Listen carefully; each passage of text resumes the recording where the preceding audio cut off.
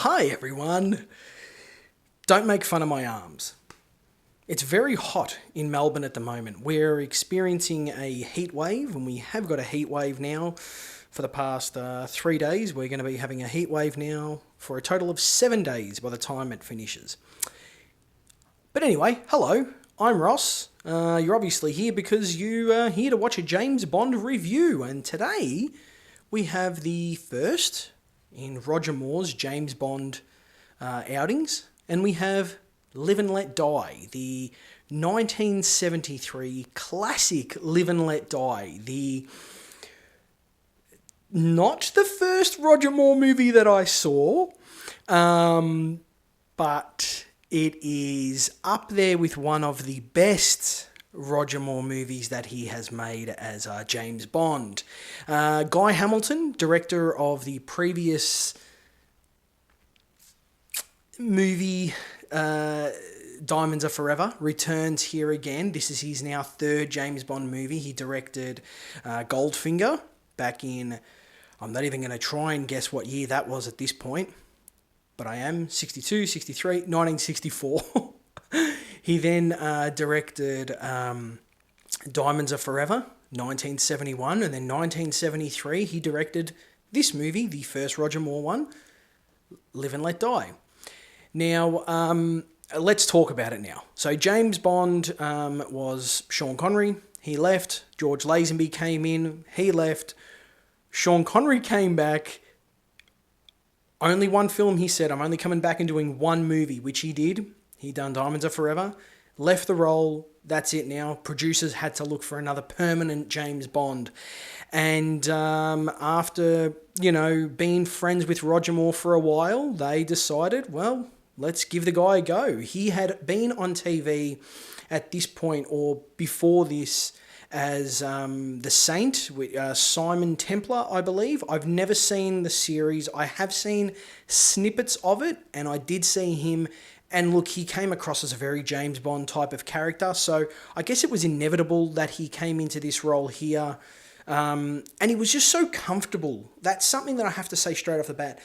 Roger Moore as James Bond in his very first film, he is so comfortable in the role, you would think he had been doing it now for a few years. You would think that Roger Moore, this is his fourth movie as James Bond, and he's just going along with emotions. But truth be told, he's just so good as James Bond in this film that I absolutely love getting to the Roger Moore era of the James Bond movies when I do my rewatch.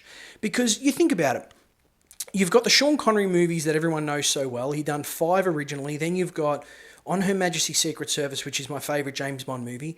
Then you've got, look, when I start watching Diamonds Are Forever, it's a bit of a dud, but then I end up enjoying the movie to a degree. But you've got almost 10 years straight of Sean Connery and George Lazenby that having a change, perfect. Absolutely perfect. And although Diamonds Are Forever was 1971, so it really did kick off the 70s for James Bond, I personally feel that this feels like the beginning of the 70s era of James Bond. And Roger Moore stuck around for a good long while. He was here up until, I think it was A View to a Kill, which was 1985. So he was in the role for a solid 12 years playing James Bond, and I believe it's across 6, 7 movies off the top of my head. Forgive me.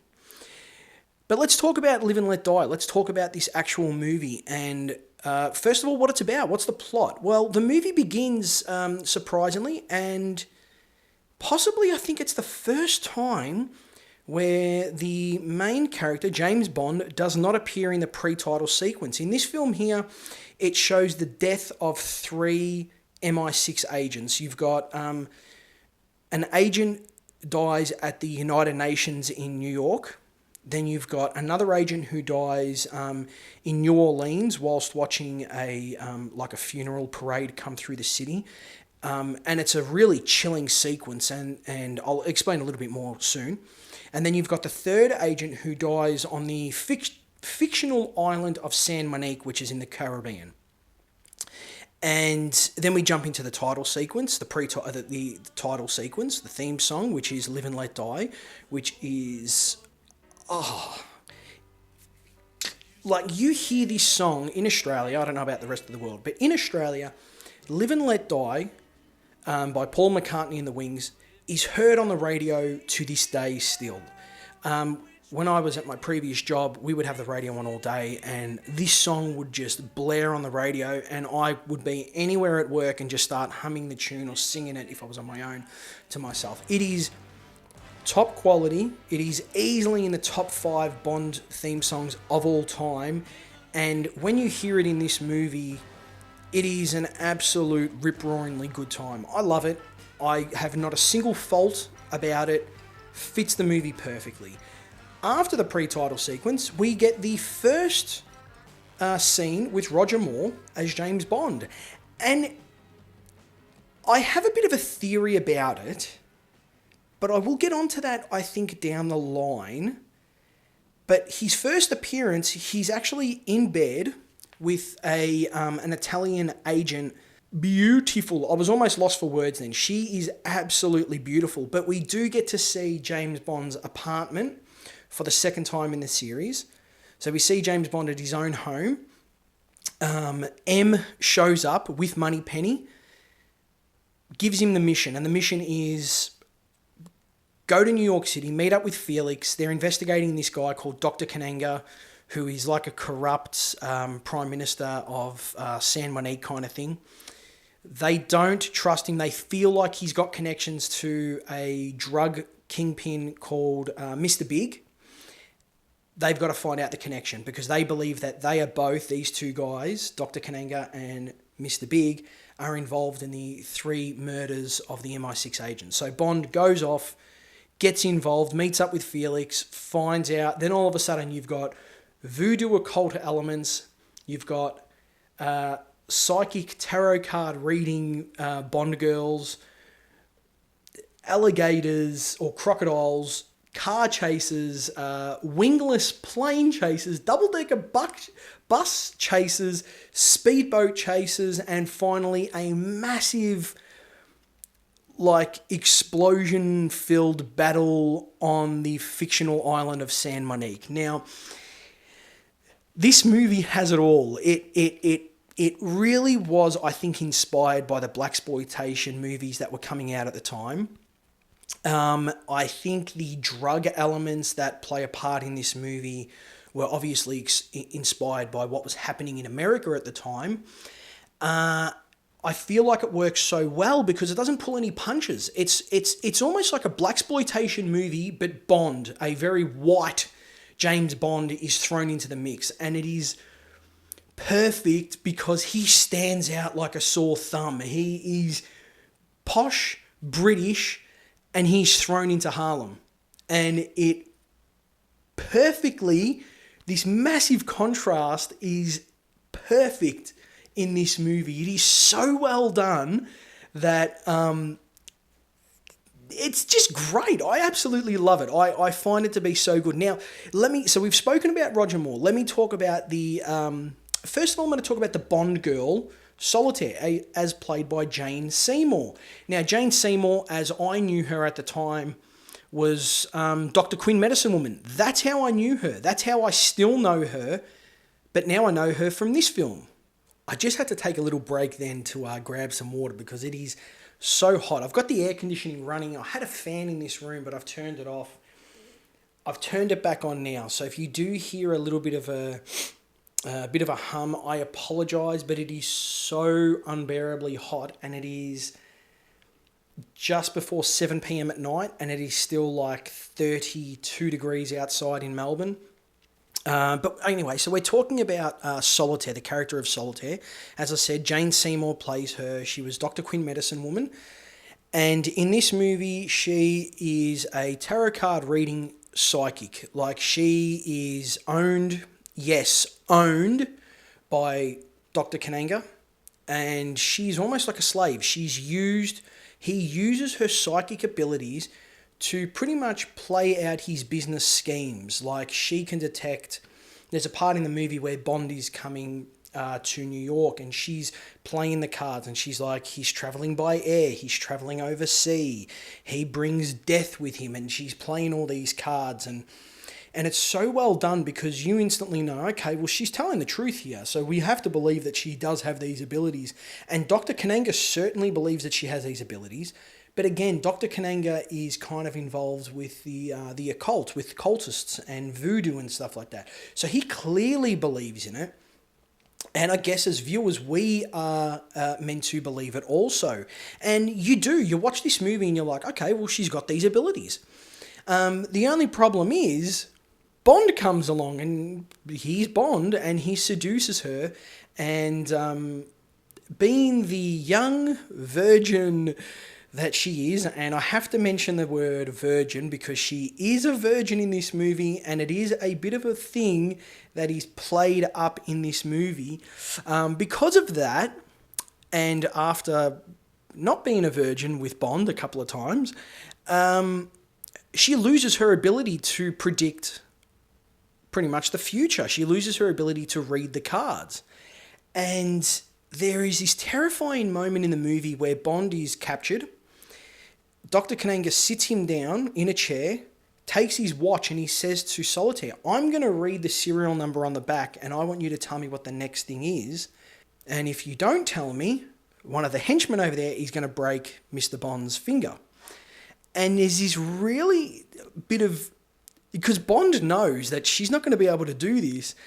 And the scene plays out, and it is so well done, but you absolutely see Kananga lose his mind when he finds out that her ability is gone. And as disgusting as it is, you also find out that her mother also had this gift, and she was also owned by Kananga, which makes me think, because the way he says it, you know, if anyone's going to take your virginity, it's meant to be me. Did he do the same thing with the mum? And if so, does that mean that she is potentially his daughter? I don't know. And it just made me think. I was watching this movie and I was thinking about it. And I'm like, oh, I don't think I've ever heard that being theorised before. So I'm putting it out there. But anyway, so you've got Jane Seymour plays Solitaire, plays the role perfectly. She's innocent. She's very sexy. She's sweet. She's pretty much the perfect Bond girl for Roger Moore's first outing. And she really does play a big role in this movie. Like, she's introduced in this movie at least 15 minutes into the film and is throughout the whole movie. Like, there is no chunks of the movie where she's not there. She's there for the whole thing. You've got another Bond girl in the film who is Rosie Carver, who is a CIA agent, and she's like Bond's contact at San Monique and or the Caribbean islands. And she turns out to be a double agent and working for Dr. Kananga and Mr. Big. And there's she ends up not surviving. I like her character too. I think she's really good. Clearly someone else that believes in the occult and the voodoo and all the mysticism that comes along with it. And I do really like that the movie doesn't play those people as idiots. The writing, the script in this movie is so well done that Rosie Carver, just say there's a scene in it where something is done and she believes it so much that she's willing to die on that belief. And at no point in the movie does Bond's kind of like a skeptic to it, but he also doesn't come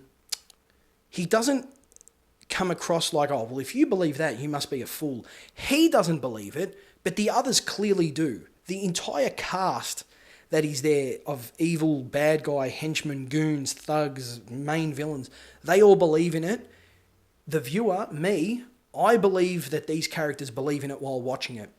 And I think that's really smart. I think that's really good script writing, and the direction of the movie is done really well, which, again, Guy Hamilton directed Goldfinger, which was, really good. Diamonds Are Forever, not so much. But this movie here, top notch. Really done such a good job in the direction department. and credit where it's due. Also, credit has to go to the stuntmen in this movie. There are some fantastic chases. We've got a boat sequence that is on the in the New Orleans, the bayou there. Top notch, absolutely spectacular, like boats jumping over from one area to the other, cars underneath, spectacular stunts in that sequence. Goes on for a good 5 to 10 minutes, introduces a character that I'm not a massive fan of, which is a racist redneck cop. But I guess he does it well. Sheriff J.W. Pepper. I guess he's there for comic relief. He does it well. So I'm not a fan of the character, but I appreciate him being there. I'll put a couple of clips in. He's really well done. So you got the stunt team is really good. You've also got another moment where there's a double-decker bus that Bond steals on San Monique, one of the islands, and the bus traveling at high speeds, you were just waiting for this thing to tip on the side, but all wheels are planted on the road. It does spins, turns, sharp turns. You see police cars flying off the road, motorbikes flying into the water. Really well done. And when I watch the behind the scenes, you find out that Jane Seymour, Solitaire, is actually sitting in the bus while the stunt driver was doing all of these sequences. So well done her, and well done the stunt driver for doing such a fantastic job. Some of the other sequences, you've got a part where Bond is about to be taken back to the island of San Monique, and he ends up knocking out the guys, jumps into a small little like single engine propeller plane, and then he pretends that he's actually the instructor taking the student, and they never actually take off from the runway, but they manage to destroy both of the wings on this little plane, the rudder and everything, and they're just driving around taking out goons and thugs, and it's a really fun little sequence. It's got a lot of humour, this movie, at the right times. It's so well done. Now, speaking of Dr. Kananga and Mr. Big, the big bads of this movie, there are two characters, but they're played by one actor, and I'm going to butcher this name, forgive me, but it's I believe it's pronounced Yaphet Kotto. If it's not, I apologise. I'm trying my best. I'm not great with pronunciations. But Yaphet Kotto plays Dr. Kananga, and he also plays the role of Mr. Big. So Dr. Kananga is the politician, pretty much, the Prime Minister of this nation, this San Monique. And then you've got Mr. Big, who is the drug lord. My name is James is for tombstones, baby. And so what happens in the movie is that you find out that they are using this island of San Monique to grow heroin plants, and they're going to flood the US with this completely free drug, heroin, and they are going to pretty much destroy all the other drug dealers in the cities, get them out, and once they've got a monopoly of the entire drug market, they're going to just raise their prices up. People are addicted now because it's free heroin. They're hooked. Now they have to buy it, and he's the only one that's making. And the whole plot, I love it because it's simple, but it is so perfect. It's just absolutely perfect, and that's what I mean, that Bond gets involved in one thing, which is the murder of 3 agents, but he gets sucked into the drug subplot too, which becomes the main scheme. And it's so well done. The movie is just, from beginning to end, and you're looking at a good 2 hours, it is so well done, and it moves through so quickly too. That's the thing that I was really surprised with this movie. Coming into it, I forgot how quick this movie flies. Like, it absolutely speeds through. It's good, and that's not a bad thing, because you don't feel at any time bored by what's happening.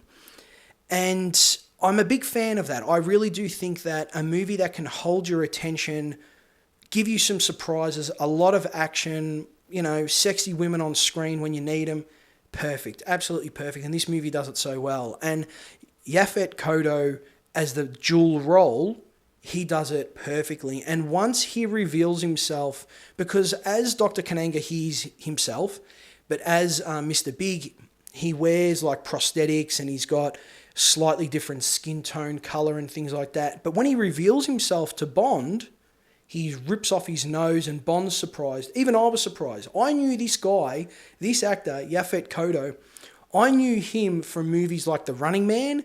There was another movie he was in called Midnight Run. If you haven't seen it, go watch it. It's fantastic. And I also remember seeing him on a TV show called, I think it was Homicide: Life on the Street. It was one of those crime, like procedural crime shows from, I think it was the late 80s, very early 90s. I remember seeing him on there. So to me, he's always played this really upstanding, good guy role. To see him in this film as the villain in 2 roles, I was shocked. So when he reveals himself, I was extra shocked because I didn't see it coming. I thought, this guy, something's wrong with this guy, but didn't think. This is when I first watched this was like 1999. The internet was in its infancy back then. It was like you didn't just go on the internet to find out who was this actor and what was he in. So it was all, for me, it was all like, oh my Lord, I cannot believe this. So really done well. And then there's some really good henchmen in this. You've got a character called Whisper, who is an overweight, stocky little guy. Quite literally, he whispers everything. Like there's a part, he goes into Bond's hotel room to bring in some champagne and all you hear is, "Your champagne, sir." And Bond's in another room and he keeps on saying, "What?" And he goes, "Your champagne, sir." And all he does is whisper everything. He just whispers everything to the point where it ends up becoming his downfall because he can't even alert someone that Bond's escaped. So it's really well done. You got another character called Teehee, who is this, he plays that, the traditional, tall, very strong henchman role. Except this guy here has got a complete prosthetic arm, and on the end of it he's got like a pincer, like a claw. And he uses that in this movie to bash things, to break things, to cut things. So really well done. I really like his character. And the fight sequence between Teehee and Bond on the train, very clearly inspired by Grant and Bond from Russia with Love, and done really well. Again, they're on the train, they're in the tight little compartments of the train. No music, it's just the sound of the train, the rustling of the wind from outside the broken window, and the punches and the grunts and all the attacks like that. And I really like that type of fight sequence. And then finally, you've got another kind of henchman who's like of the voodoo cultist, the main leader, Baron Samedi.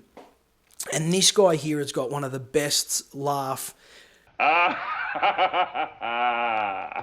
in the movie. His laugh is infectious.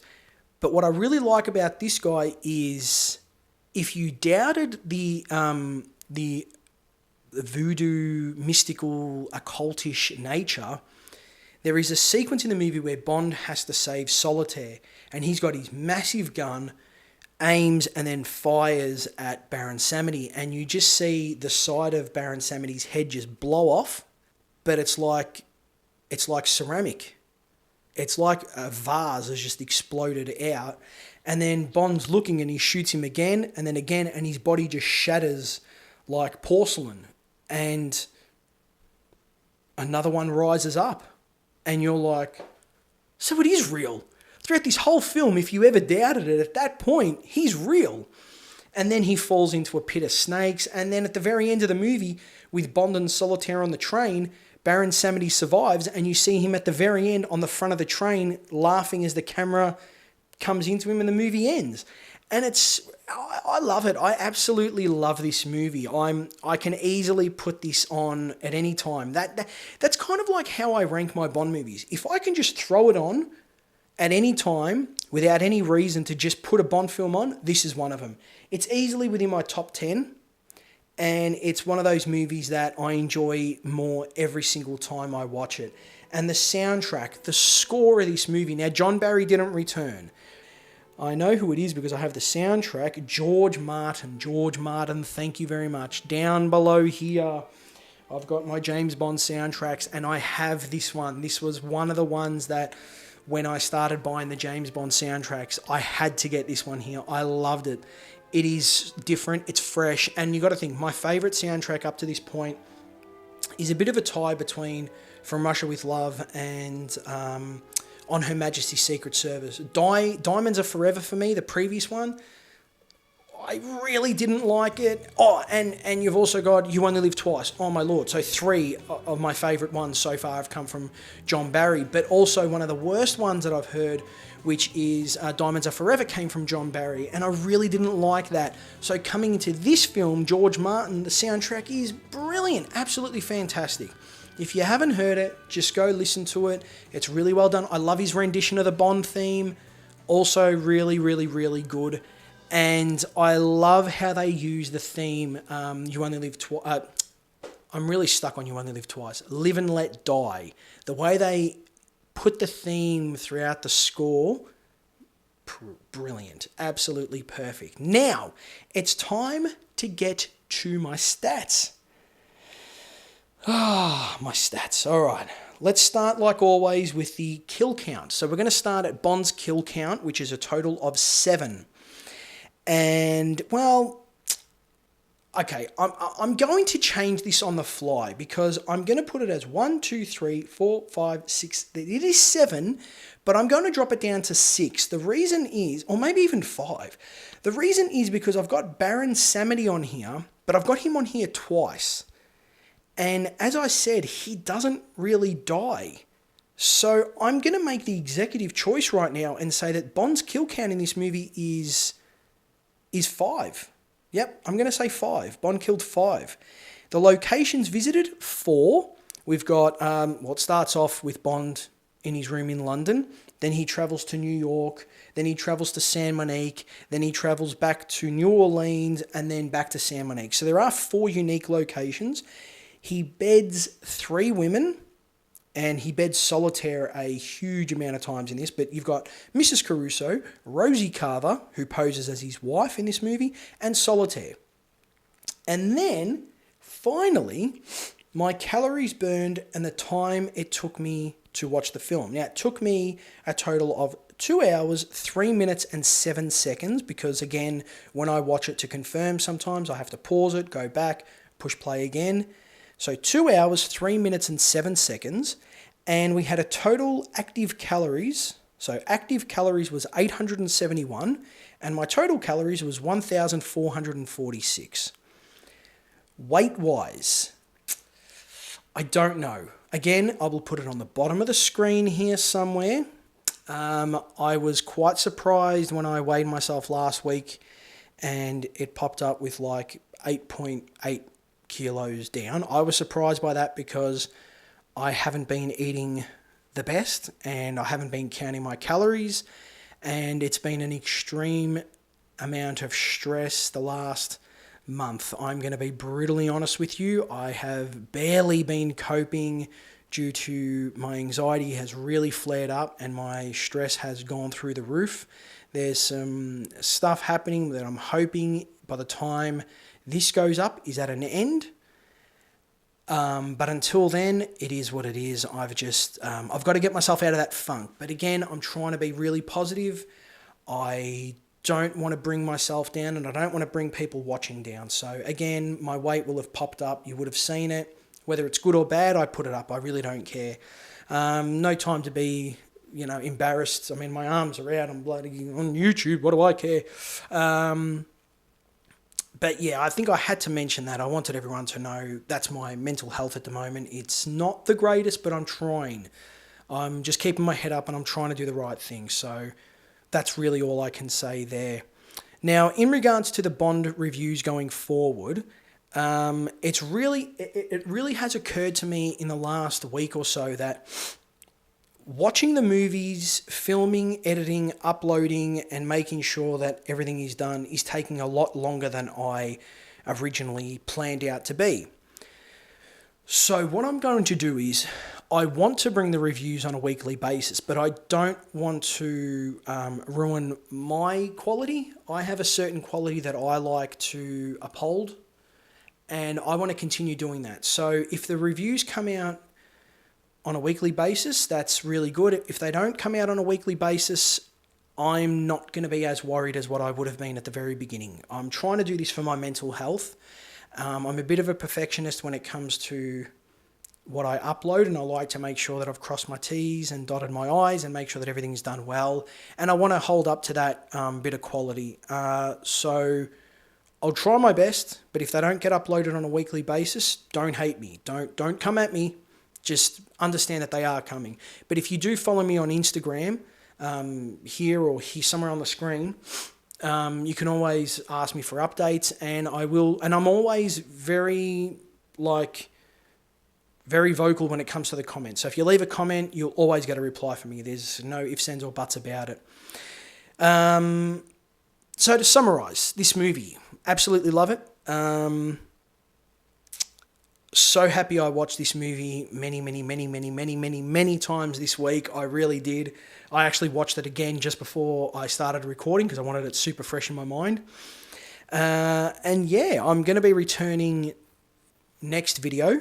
Ross will return, and I'll be reviewing The Man with the Golden Gun. And I'll give you my thoughts on the movie then. But until then, like always, thank you very much for watching. Give it a like, subscribe if you want. If not, share the video, leave a comment, leave a dislike, whatever you want to do. Just, I appreciate your help and I appreciate your support. So thank you very much. My actual aim for 2025, I have an aim for 2025. I am on about 50 subscribers at the moment. I want to get to 500 subscribers, and I know that that's pushing it, but my aim, and it would mean the world to me, is to hit 500 subscribers by the start of 2026. I don't know if that's possible. I don't know how I'm going to do it, but it's my aim. I really love this. It keeps me occupied. It's something really fun. So I want to do this long term. So that's my aim. 500 subscribers by the end of 2026. And that's pretty much all I can think of. That's about it, yeah. So anyway, thank you very much again for watching. I really do appreciate you. Let me know how you're going in the comments below. And let me know if you who your favourite Bond is so far. Remember, we've got Sean Connery, George Lazenby, and now the third one, Roger Moore. So let me know, out of the three, what do you think of him, and what did you think of Live and Let Die? I look forward to reading your comments and replying. Until I see you next time, though, thank you very much, and have a fantastic week. Bye-bye.